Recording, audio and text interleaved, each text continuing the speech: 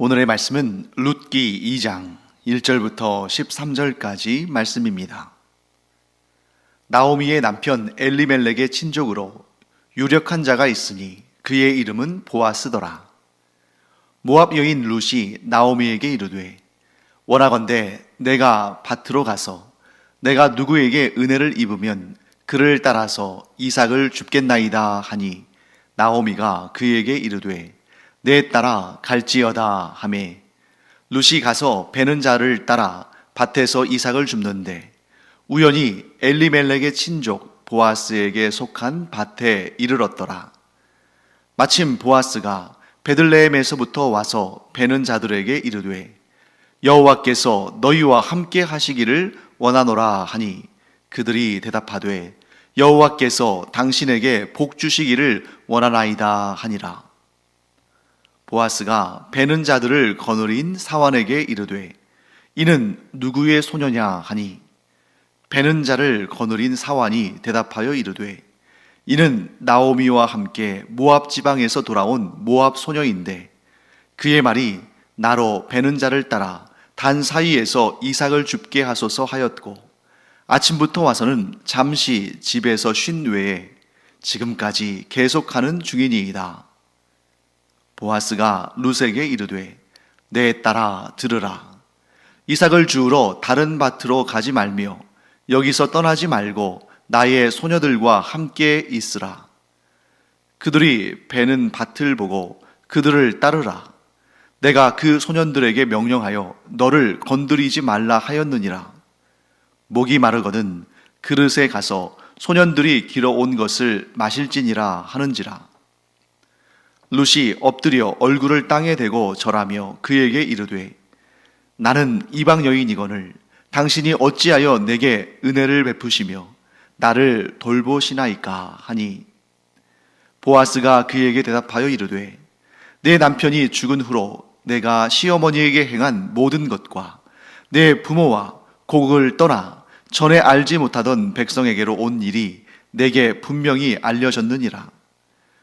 여호와께서 내가 행한 일에 보답하시기를 원하며 이스라엘의 하나님 여호와께서 그의 날개 아래에 보호를 받으러 온 내게 온전한 상 주시기를 원하노라 하는지라. 룻이 이르되 내 주여 내가 당신께 은혜 입기를 원하나이다. 나는 당신의 하녀 중에 하나와도 같지 못하오나 당신이 이 하녀를 위로하시고 마음을 기쁘게 하는 말씀을 하셨나이다 하니라. 네, 오늘 이제 우리는 룻기 2장에 들어왔습니다. 룻기 2장에는 또 다른 등장인물이 한 명 등장하죠. 바로 보아스입니다. 보아스에 대해서 오늘 본문은 두 가지 정보를 전달하고 있습니다. 첫째, 이 보아스라는 사람은 나오미의 남편 엘리멜렉의 친족이다 하는 그런 기록이 있죠. 자, 엘리멜렉의 친족이기 때문에 그는 나오미와 룻의 기업을 물을 그러한 사람들의 후보 속에 들어갈 수 있는 사람입니다. 하지만 얼마나 가까운 친족인지는 알 수가 없어요. 자, 기업을 물은다는 그 개념은 이제 이스라엘은 여자로는, 즉 여인으로는 땅의 기업이 이어지지 못하기 때문에 남편이 죽으면 아들이 있어야 되고 아들이 없다면 손자라도 있어야 그 대대로 이어오는 기업을 이어갈 수 있는데 예를 들어서 남편도 없고 또 아들도 없고 손자도 없다. 그리고 여성 혼자 남았다. 혹은 여성이 여럿이다 하더라도 거기에 남자가 있지 않으면 기업이 이어갈 수 없습니다. 물론 예외적인 경우들은 나옵니다만 슬로보아스의 딸들이랄지 이런 예외적인 경우는 있습니다만 일반적으로 그렇다는 거죠. 그렇다 보니까 예를 들면 직계 가족 가운데는 남자가 없는데 사촌이나 오촌이나 칠촌, 팔촌 이렇게 좀 먼 친척 가운데에 친족 관계에 있는 남자가 있다면 그 사람에게로 기회가 주어진다는 거죠. 그때 내가 이 사람의 죽은 자의 죽은 나의 친족의 기업을 물으겠다. 즉 내가 떠안겠다 할 때에 그 기업을 물음으로 말미암아 이 과부가 된 여인이 그 기업을 물으는 자를 통해서 죽은 남편의 자녀를, 즉 아들을 낳을 수가 있고, 그 아들은 죽은 남편의 이름으로 기업을 이어받는 것입니다. 그러면 어떤 분들은 아마 이렇게 생각할 수도 있겠죠. 그러면 다 나의 직계 가족이 아니라 할지라도 그건 재산이 상속되는 것인데 다 받으려고 하지 않을까? 네, 꼭 그렇지만은 않아요. 왜냐하면 빚이라는 게 있잖아요. 자, 빚이라는 게 있어서 이 죽은 자의 친족 가운데 그 죽은 자에게 어떤 빚이 있을 때 그 빚도 갚아줘야 할 의무가 생기는 것입니다. 뿐만 아니라 빚이 없다 할지라도 그 기업을 물으는 그 땅이 별거 없고, 그런데 이 여인에게 장차 생활과 또 모든 것들을 지원하고 또 공급하는 그 일이 훨씬 더 큰 손해일 수 있죠. 그런 경우에는 기업 물으는 것을 거부할 수도 있습니다. 자, 어쨌든 이 보아스는 엘리멜렉의 친족이기 때문에 보아스의 그 지위는 현재 나오미와 룻의 기업을 물을 수 있는 그런 후보들에 들어간다 하는 것을 우리가 알 수 있습니다. 자, 둘째, 보아스에 대해서 유력한 자라고 설명하고 있습니다. 자, 보아스라는 이름 자체의 그 뜻이 힘 있는 자, 능력 있는 자 이런 뜻이에요.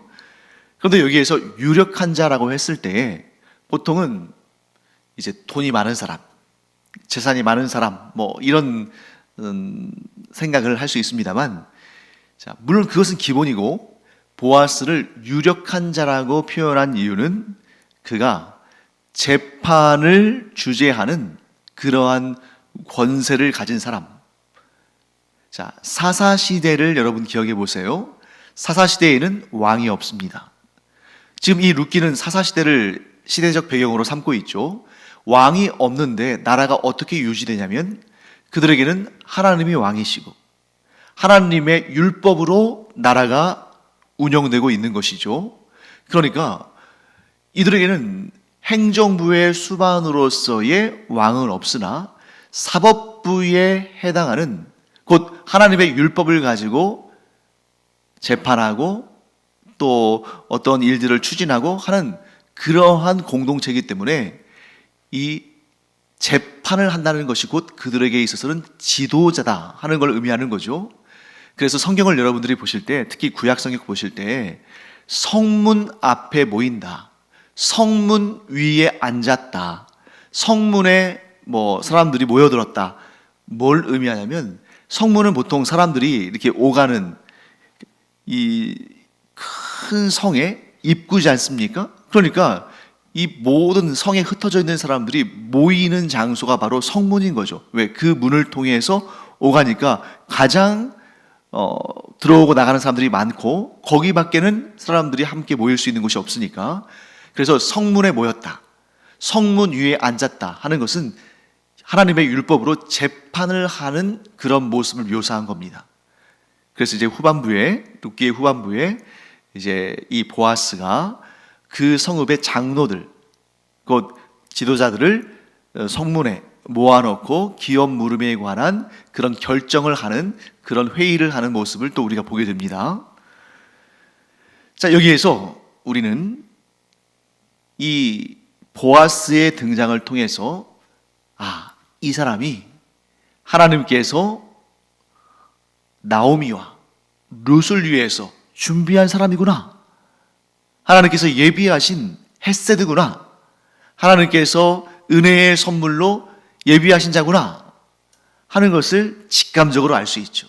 그런데 룻기가 굉장히 재미도 있고 스릴이 있는 책인 이유는 뭐냐면 그 중간중간에 이 플롯, 그 이야기의 구조가 단순하지가 않고 어떤 위기, 그 클라이막스로 올라감에 있어서 어떤 위기들이 있기 때문에 굉장히 손에 땀을 쥐게 만드는 그런 이야기죠. 예를 들면 이제 룻이 타작마당에서 보아스의 발치에 누워서 때를 기다리는 장면이랄지, 그리고 보아스가 나오미와 룻의 죽은 남편들의 기업을 물으는 그러한 대상, 즉 기업 물음이 가능한 대상 가운데 한 사람이지만, 그런데 우리 4장에 가서 보면 알 수 있는데 이 보아스가 가장 가까운 친족이 아닌 거예요. 지금 2장에서 보아스가 등장했으니까 이 보아스가 엘리멜렉의 친족이었네. 그럼 그렇지. 하나님께서 이 보아스라는 유력한 자, 재산도 많고 재판권의 권세도 있는 이런 사람을 은혜로 예비하셨구나. 그렇게 단순하게 끝날 수도 있는 문제였을 것 같은데, 그 보아스가 룻에게 친절히 대하고 그에게 은혜를 베풀지 않습니까? 그래서 일이 쉽게 되겠구나 싶었는데 떡하니 반전이 있는 거죠. 보아스가 기업을 물을 수 있는 그런 후보들 가운데 한 명이었지만 최우선순위자는 아니었다. 즉 엘리멜렉의 가장 가까운 친족이 따로 있는 거예요. 자, 이런 내용이 오늘날 영화나 드라마로 만들어지면 굉장히 스릴 있고 흥미로운 그러한 이야기가 될 수 있을 정도로 아주 이 룻기의 구조가 탄탄하고, 그러니까 이게 꾸며진 이야기가 아니라 하나님께서 이끄신 실제 역사 가운데 일어난 일임에도 불구하고 이렇게 흥미로운 이야기를, 그러니까 하나님께서 굉장히 이 역사를 우리에게 아주 흥미진진하게 펼쳐 보이시는 거죠. 그래서 우리가 이제 이 룻기를 읽으면서 보아스가 엘리멜렉의, 즉 나오미와 룻의 가장 가까운 친족이 아닌데 어떻게 나오미와 룻의 기업을 물으는 자가 되는가, 그것을 찾아가는 것도 굉장히 흥미로운 부분이죠. 자, 여기서 오늘의 주제를 우리가 살펴볼 수 있습니다. 오늘은 헤세드의 세 번째 주제. 자, 우리가 앞에서 헤세드의 첫 번째와 두 번째 주제들을 봤습니다. 헤세드의 첫 번째 주제는 신실함이었고, 그래서 엘리멜렉과 그의 가족들은 하나님을 향한 신실함을 지키지 못했지만 하나님은 그들을 향한 신실함을 계속 가지고 계셨다 하는 것이었고요. 두 번째 헤세드는 충성이었죠. 나오미는 또 엘리멜렉과 그의 가족들은 하나님께 충성을 다하지 못했지만 룻이라는 이방 여인, 모압 여인이 나오미에게 그 시어머니와의 관계에서 충성을 다하고 그 시어머니의 하나님께 충성을 다함으로 말미암아 그 가정에 소망이 생기는 것을 보았습니다.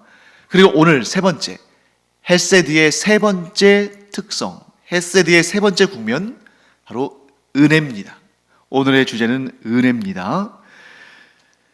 하나님은 은혜의 헤세드를 베푸시는 분이시다.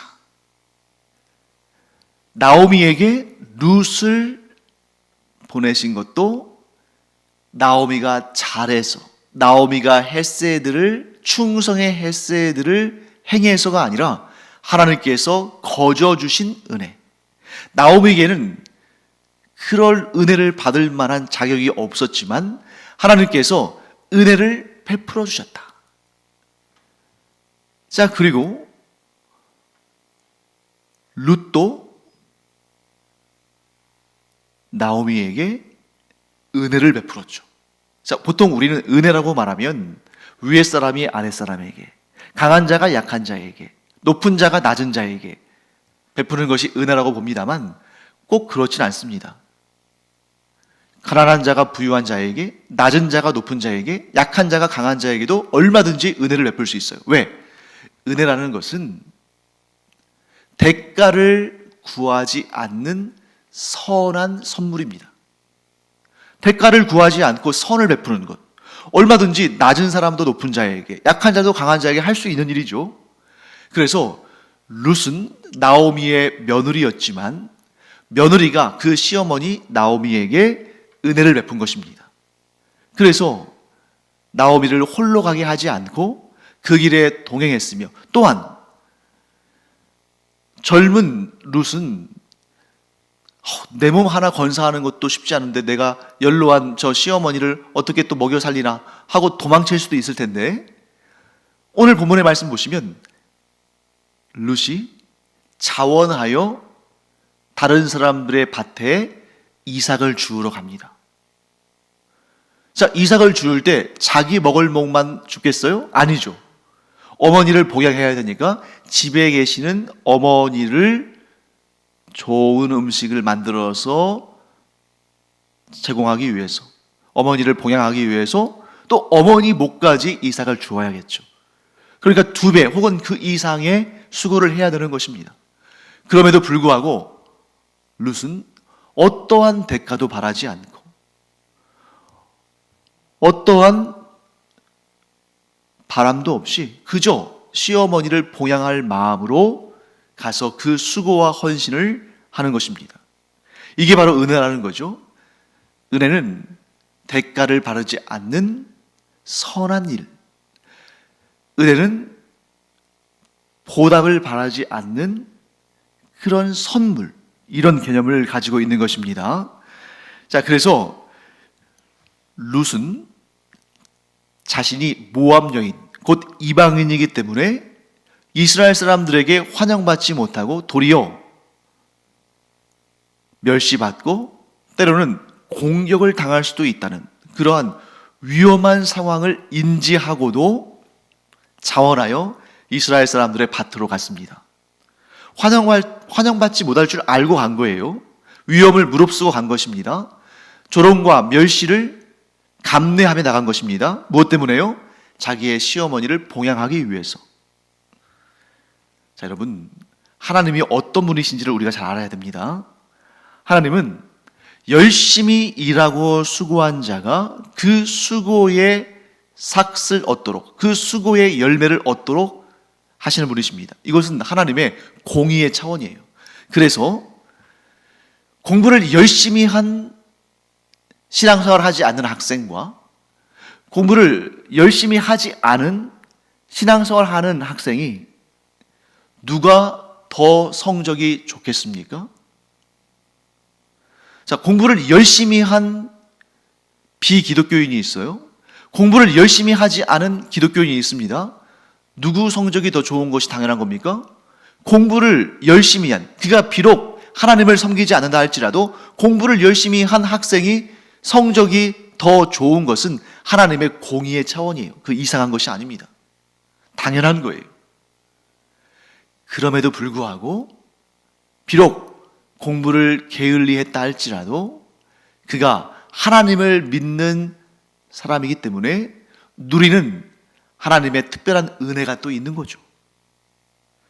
물론 객관적인 지표상으로는 하나님을 섬기지 않는 자라 할지라도 열심히 공부했다면 공의의 하나님께서 그가 열심히 한 대가를 얻게 하실 것입니다.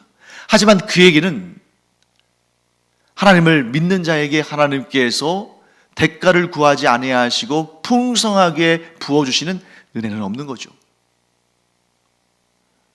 가장 좋은 것은 하나님의 공의를 알므로 열심히 수고하여 일하여 그 수고한 대가를 얻으면서 또한 내 수고의 영역과는 관계없이 내 수고로 감히 얻을 수 없는 그 놀라운 은혜를 하나님께로부터 얻는 그 2가지가 다 있으면 가장 좋은 거죠.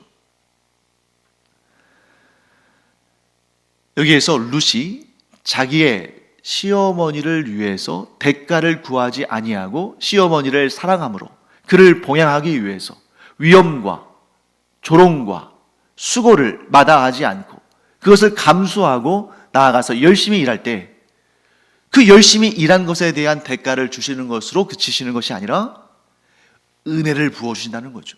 자, 열심히 이삭 주었다고 해서 보아스를 만난다는 것이 가능한 일입니까?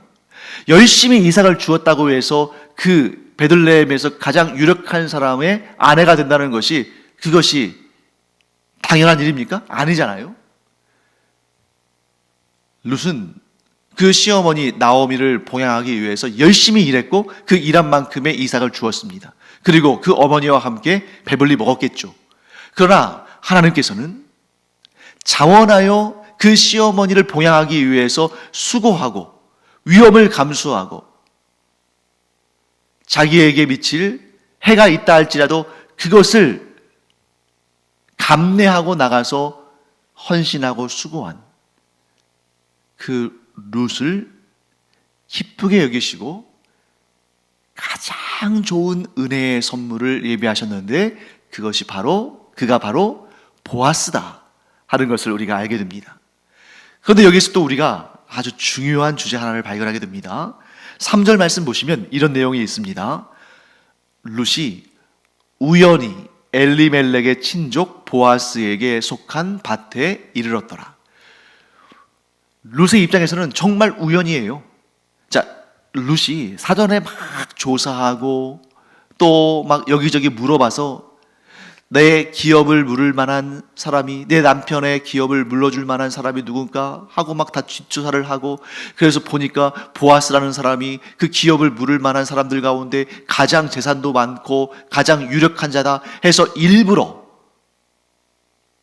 계획해서 보아스의 밭에 들어가서 보아스에게 접근했다면 이 일은 우연한 일이 아니겠죠. 하지만 룻은 전혀 그런 계획적인 뜻이 없었습니다. 저 계획적인 일이 아니었습니다. 보아스라는 사람의 존재도 몰랐습니다. 그저 눈앞에 있는 하나의 일, 곧 연로하신 시어머니를 봉양해야 한다는 그 일 때문에 아무 맛이나 들어간 것인데 위험을 무릅쓰고 부끄러움을 무릅쓰고 이방인으로서 이스라엘 사람의 밭에 들어가서 이삭을 줍는데 마침 우연히 그 밭이 엘리멜렉의 친족인 보아스에게 속한 밭이었다. 보아스 소유의 밭이었다. 그런데 사랑하는 성도 여러분, 사람에게는 우연한 일 투성이죠. 왜? 우리가 모든 일을 다 계획하고 모든 일을 다 조정하고 모든 일을 다 짜 맞춰서 일하는 건 아니니까요.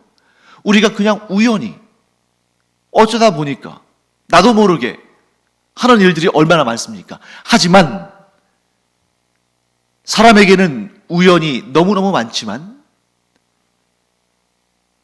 하나님께는 결코 우연은 존재하지 않는다. 왜? 하나님은 모든 것을 아시고 모든 것을 계획하시고 모든 것을 이끄시며 모든 것을 인도하시고 모든 것에 열매를 맺게 하시는 분이시니까.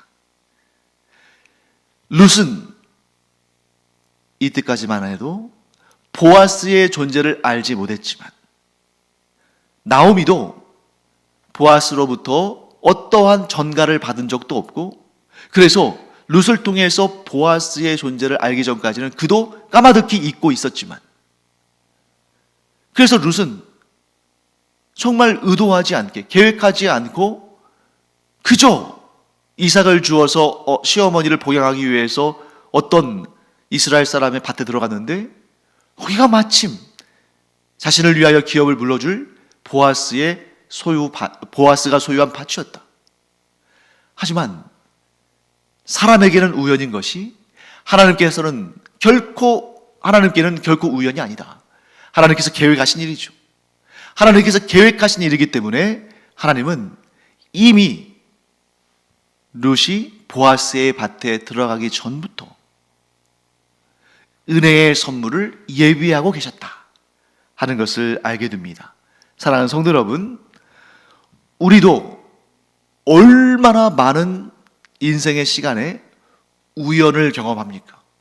길을 가다가 우연히, 또 일을 하다가 우연히, 대화를 하다가 우연히, 이런저런 일들을 알게 되고 경험하게 되고 만나게 되죠. 그러나 그 모든 일들이 하나님의 계획 가운데, 하나님의 선하신 인도하심 가운데 있다는 것을 우리가 안다면 우리는 전적으로 하나님을 의지할 수밖에 없는 것입니다. 내 뜻대로 다 되는 것도 아니고, 내가 계획을 세운다고 해서 그대로 이루어지는 것도 아니고, 또 그렇다고 해서 내가 전혀 계획하지 않았는데, 전혀 알지 못했는데 일이 안 이루어지는 것도 아니고, 어떻게 보면 우연히 발생한 일들, 우연히 생긴 일들이 얼마나 많습니까? 하지만 우리 믿는 사람들은 이렇게 고백해야 됩니다. 나에게 우연처럼 보이는 일들이 사실은 하나님의 놀라운 계획 가운데, 그것도 은혜의 계획 가운데, 나는 아무런 받을 만한 자격도 가치도 없는 자지만 하나님께서 은혜로 나에게 주셨노라 하는 그런 믿음의 고백이 우리 가운데 있기를 간절히 축원합니다. 그래서 여러분, 하나님은 어떤 사람을 좋아하냐면 은혜를 베푸는 사람을 좋아합니다. 왜? 하나님을 가장 많이 닮은 사람이거든요. 하나님을 가장 많이 닮은 사람은 바로 은혜를 베풀 줄 아는 자이다. 왜? 우리는 하나님께로부터 어떠한 것도, 어떠한 좋은 것도, 어떠한 귀한 것도 받을 만한 그런 가치가 없는, 그런 자격이 없는, 그럴 만한 일을 한 적이 없는 그런 자들이지만, 그런데 하나님께서 우리에게 얼마나 많은 은혜들을 주셨는가. 물론 우리가 열심히 수고하고 노력한 것에 대한 열매를 주시기도 하지만, 우리가 수고하지도 않았는데, 우리가 노력하지도 않았는데 하나님께서 거저 주시는 은혜가 얼마나 많은가.